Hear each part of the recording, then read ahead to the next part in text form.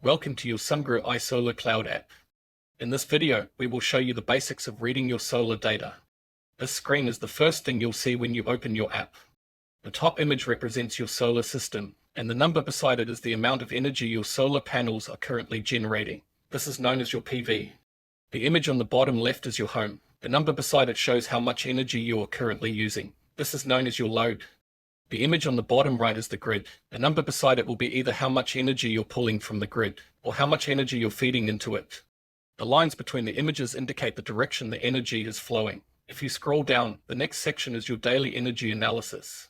You'll see your PV, which is how much energy your system produces. You'll see the grid, which will be positive or negative depending on if you're pulling or feeding into the grid. And you'll see your load, which is your overall energy demand. What you see here is a pretty standard looking graph for a sunny day. If we jump to another day, this is what your graph might look like on a rainy day. If you switch to a weekly view, you'll see a summary of the last 7 days. The first bar is your PV. Above the line is what you generated. Below the line is what you consumed. The second bar is the grid. Above the line is the energy you've purchased from the grid. Below the line is what you have fed back to the grid. The third bar is your load, which is your daily energy demand. If we scroll down to the next section, you'll see just your production data. The peaks are good sunny days, while your troughs are cloudy and rainy days. As we move further down, we come to the consumption data. Here, you can see how much energy you are consuming each day. The first bar is your self-sufficiency, which means how much energy use comes from your solar system. The second bar represents how much of your energy use comes from the grid. Finally, we come to your earnings. Now, these will only ever be an estimate.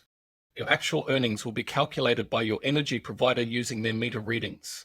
However, this will give you a day-by-day estimate of your energy savings and costs. If you need to set your feed-in and consumption rates, go to the menu, click on your plant configuration and select tariff. If you select the edit icon to the top right, you can set your rates. Your feed-in tariff is the rate your energy provider pays you for feeding energy back into the grid.